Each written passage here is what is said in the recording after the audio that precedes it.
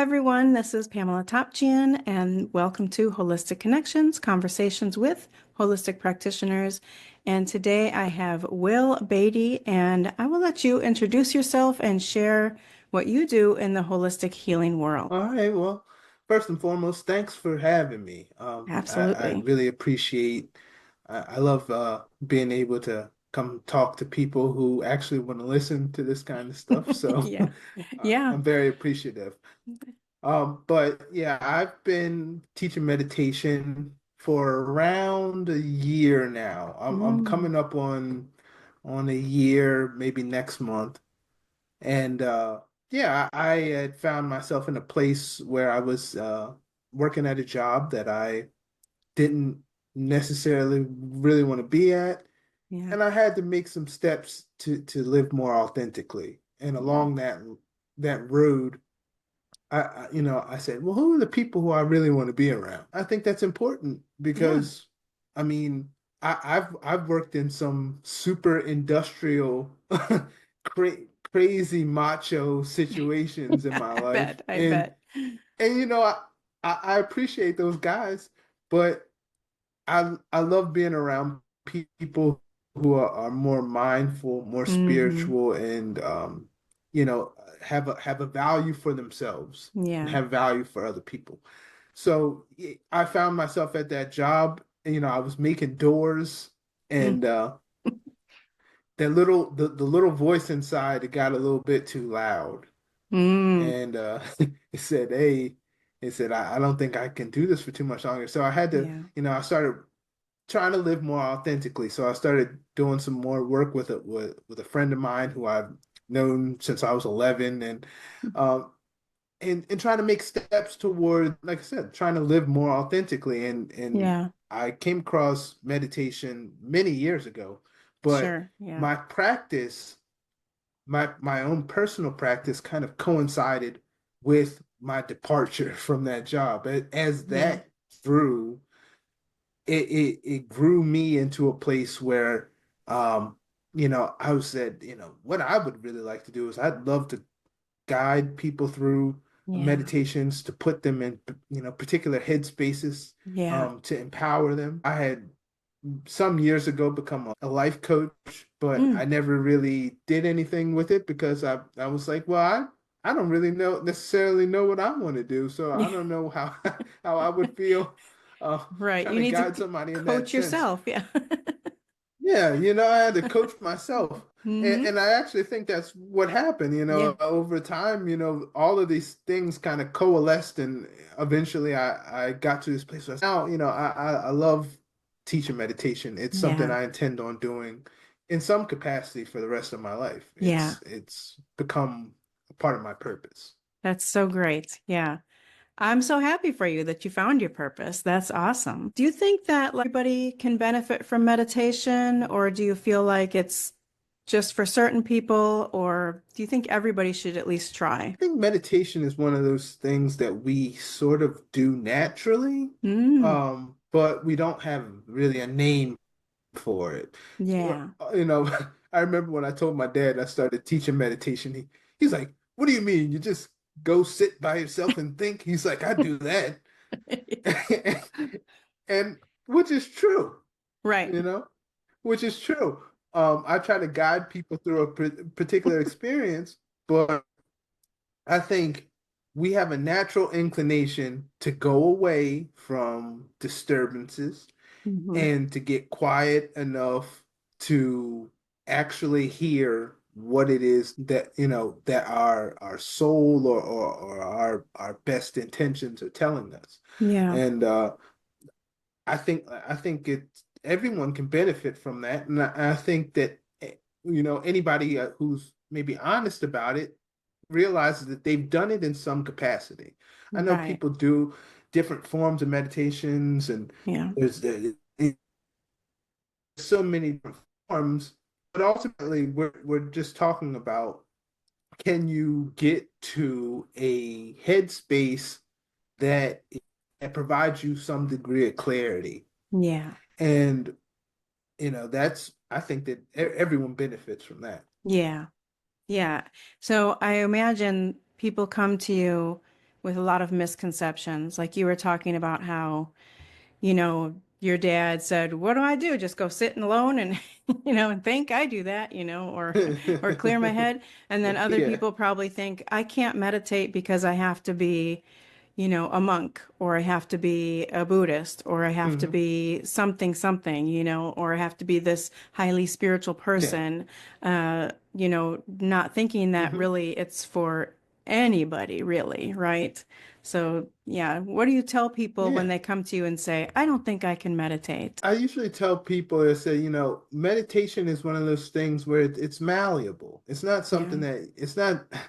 I think before I became a teacher, um, I had this idea in my head, and we have this concept of sitting on top of a mountain Right. somewhere and far removed from the world, but that doesn't work for us because that's not the lives that we live. So, I tell people all the time, it's if you really we're talking about cultivating mindfulness, right? Mm-hmm. Meditation is good for cultivating mindfulness. So if you can't sit there with yourself, which I get, I think that's the number one thing. People don't want to sit there with themselves. You Yeah. know, thoughts that come into, yeah, Hiding yeah, from it, themselves. it's Yeah. hard. Yeah, certain things come up, and some of those things are not comfortable, Right. and they're not always comfortable. But I think the gift of meditation and mindfulness is that yes, you're gonna come across uncomfortable thoughts, Mm-hmm. but if you can find a headspace where you can see the uncomfortable thought and then be in a place where you can find your way around that Yeah. and not let that obstacle become this huge barrier. Um, sometimes just getting in that headspace, things that seemed insurmountable, yeah, they start to come to you. You're like, well, I Yeah. can do this, and then this, and this, and then it doesn't look like it's you climbing up the mountain. Right. It's a little bit more manageable. Um, but Yeah. yeah, I think that a lot of our ideas about meditation come from us seeing people in different cultures doing it, Mm-hmm. and we have to kind of discover what that means for us. Yeah. It's Just personal. because it's personal, it's Yeah. very personal. My practice, what I formed in the beginning of my meditation practice, like it's an evolving concept. Yeah. It's not the same thing it once was. And back then I was like, man, once I started to feel its effects. I was like, man, this is like all I need. And then time went on and new problems arose and Right. things. And then eventually you're like, I can, shape this. And, one thing I always say is meditate, find your deficiency Mm. and try to meditate on that. Yeah. Meditate on repairing your deficiencies. Yeah. And that's how I use it personally. Yeah. I know that may not be how it's for everyone, but it's been working for me. Yeah. I Great. live a life that is proof. Yeah. Yeah, you need to find what works for you, right? And so, do you help your students then, or your Absolutely. students or your clients to find what way or method is going to work best for them? Or do you start everybody out, kind of meet them where they are? Because probably there's some people that have been meditating or have been trying different things, or they come to you like they have no idea what to expect. Well, a lot of the times, I'm in a group setting, Mm-hmm. where I hold my meditation classes at a place called Solstice Yoga Shala. Shout out Okay. to them. That I'm eternally grateful for them. And where's that Um, located? that's in Morgantown, Pennsylvania. Okay, okay. Um, it's some miles, yeah, it's some miles away from where I live, but Mm-hmm. I I've connected with them and um, they gave me an opportunity as a novice Nice. to see if what I had in mind could work. And Nice. that's all I was asking for. I had emailed like 10, 15 places Yeah. and didn't really get responses and all that stuff, but just this one responded and it's changed. my trajectory. So um, in the group Yeah. setting, we do all come in, sometimes, you get to talk to people and things before, and that may inform the meditation. Mm-hmm. But I usually try to meet people at, a base place of, Yeah. we're here, we want to, we know that at the end of this meditation, we don't want to feel worse. So let's Right. start to cultivate that which will begin to make us feel better. That's why Yeah. as time went on, all of my meditations begin with gratitude. Oh, nice. Gratitude is a superpower. Yeah. You know, it's one of those things that, it can change a cloudy day into, a beautiful day. Yeah. But being in that space and being in that energy is so important to me. That I try to, like I said, I try to bring people to the space. First, I have to kind of inhabit the space in order to bring people into that Yeah. space. So I have to be in a place of gratitude. I have to Sure. be in a place of peace and togetherness, or else I don't feel like I could guide people successfully to that place. Yeah. Yeah. To answer your question, I wouldn't want to um, s sit up there and fake it. You know, I Right. I I, I want to be genuine because Yeah. I love to bring people to that. Yeah. Yeah. And they can feel that off of you, I'm sure. Feel that energy that you bring into the room and how you're feeling. They can probably feel that from you, regardless of if they recognize that or not, but they can get that feeling. Yeah, that's great. Yeah, it's such it's like an intoxicating kind of a feeling Mm-hmm. to it's very intimate Yeah. to share a mental and emotional headspace. Yeah. So even though you're teaching groups, I think it's still a very personal experience for each person in there. Like you said, it's very intimate, and I believe that Mhm. it is with each person, even within a group. So do you ever do one-on-one, ever have students one-on-one, or do through Zoom or anything like that? Or is that something coming in the future? Or, That's what I'm building now. I'm yeah. building the foundation for me to be able to do that, because that's the goal. Yeah. But I feel like this first year was kind of like the introduction, and like the trial of, like, can I actually do this? Yeah. And now I've reached the space where I believe it. It's not Yeah. just me talking about it. I absolutely believe that, I can do this, and I look forward to being able to reach more people as Yeah. time goes on. Right, right. Absolutely. So let's talk a little bit about you are an author as well. So if you can talk a little bit about your book and where people can find it and what Sure. got you started writing it, what made you want to write it? Well, yeah. So around that same time when I had left my previous job, and Mm-hmm. uh, I had some time, and I started writing what I believed it was going to be an article, Oh, and mm-hmm. it was just going to be about uh, my meditation process that I kind of created from different sources and putting things together. And I had created this meditation called, what I call the quad meditation. That was, it stood for, all of the letters stood for something. So Yeah, the Q was for quiet, yeah. the U was for utterance, Mm. the A was for aim, and the D was for discipline. Ah, yeah. And that was, the first thing that really, that meditating on those concepts, Mm-hmm.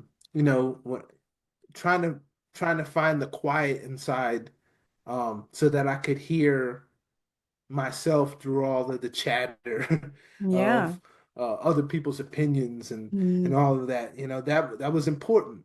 The utterance was important for me, because what I would do at that, I would have some kind of vocalization. Hmm. Eventually that turned into maybe singing a song Hmm. or just chants or Yeah. things like that. Because in my life, um, I've swallowed a lot of what I had to say. Yeah. So it's not always easy for me to say what's on my mind. And Hmm. I was trying to prime myself to go out into the world and be to just to present myself the way that I'd like to be seen. Yeah. Um, but then after that, the A stood for the aim, and the Hmm. aim was about really, let's really look at what we're doing. Let's walk through Have a what focus. we're about to go through in Yeah. our mind. Let's focus. Let's Yeah. aim this. Let's get that. Let's get some focus. Let's see. Okay, I know I have to go this place. Okay, Hmm. all right, so what's that going to be like? All of that. And then the D was for discipline. And this actually started in the shower.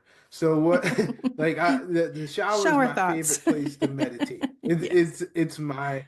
it's shower thoughts times 1,000. It's Right. it's like that's my oasis, Yeah. Yeah. I know sometimes my kids will be arguing outside and but this is the oasis, don't Right. bring that in here. But but yeah, the discipline, I would usually do something, like I would maybe do some kind of a yoga pose Hmm. or something that was hard. And Hmm. sometimes it would be a mental thing. Maybe it would take me to concentrate on something that it wasn't so easy to concentrate on. But Yeah. that's where the discipline would come into play. And I found with that kind of, that really took me from a place of being afraid of the future to try to being in a more empowered stance so Yeah. that I could move into the space that I wanted to. Yeah. And so I documented that in the article, and then the article was eventually it was like, well, it got long. It Right. got long. And then other things came to me. And then I was Yeah. like, maybe I'll just make an ebook. I wasn't gonna Yeah. go full blown with a book, but I just wanted to make something. I named the book You Are the God You Seek. Yeah. And it was uh I think to some people it was kind of offensive. I wasn't trying to be offensive. Right. My uncle, who was a pastor for many years, he was a little bit he had some reservations, and Right. we talked about it, but um I just I was just trying to figure out, because eventually with all of this what I realized is that I just want to empower people. Yeah. um I see the beauty of people, Hmm. those of us who go along this more holistic path. We see the value of people, Yeah. even when they don't see it in themselves at times. Yeah. And I keep, I always meet all these amazing people who seem to resonate more with the negative story Mhm. about themselves than the more triumphant and heroic Yeah. story about themselves. And so I named it "You Are the God You Seek," because in my spiritual beliefs, I believe that whatever is inside of me is inside of everything else. And when we can see that, when we can see that innate value that Yeah. is everywhere, um, we have a different experience of life, Right. one that sees everything as being separate, and outside of us, and we're like afraid of it and all this Yeah. because we're like it's foreign. But when you can resonate with that aspect of yourself that Hmm. is everywhere, um, oh, those are great days for me. Yeah. I sometimes I have trouble getting there. Sure. But those Sure. are great days when I Yeah. can walk outside and just see it. It's like, oh. this feel of connection with everything, a part of everyone else and everything else. Yeah. Yeah, and I think that the word Yeah, God can mean it's different things to different people. And I understand what you're saying, that you didn't mean to be offensive, yeah. but that some people who maybe were very religious No, might see that as being offensive, whereas you really meant more of like the light within you, or like we all share the same spark within yes. us, or that having that connection. Yeah, yeah, absolutely. I love it. And even though it may offend some people, I think too, though, that it might draw people to it a little bit more, like, oh, that's a bold statement. Let me see what he's got to say. It, yeah. And that was there was definitely some of that in there. Yeah, It was a provocative title. right. Now I knew some people weren't gonna like it, but I thought that some people might see it and say it to themselves, and maybe something might resonate with that. Yeah, Some inclination that they have. yeah, And then maybe I just wanted to write something to try to sort of merge our ideas of mindfulness and spirituality. yeah, I think spirituality is and mindfulness are they sort of go hand in hand because absolutely. spirituality is really it's about what motivates you to do what you do. Yeah, And that's it was trying to say, listen, you can kind of cultivate this idea with some mindfulness techniques that I'll try to teach you in the book. yeah. Nice, nice. So where can people find the book? I have it on Gumroad. That's Okay, and I have it on Gumroad, but at the same time, and for anybody who's watching, I hand out my email.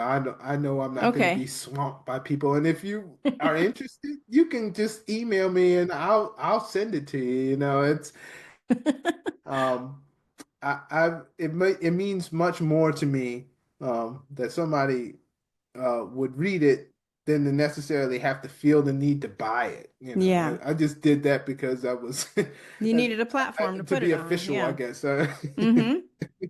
Yeah, yeah. Yeah. So, but like I said, if for anyone who has any kind of interest, I'll send it to you if you email me. Okay. And so that was going to be my last question was, where can people get a hold of you if they have any questions, or if they want to purchase your book, or even just, get a free copy. Yeah, yeah. So, like I said, I will send my email, willbadie@gmail.com. I'm working on my website right now, so that's Oh, good. not up yet, but it's in development. So I'm trying Okay.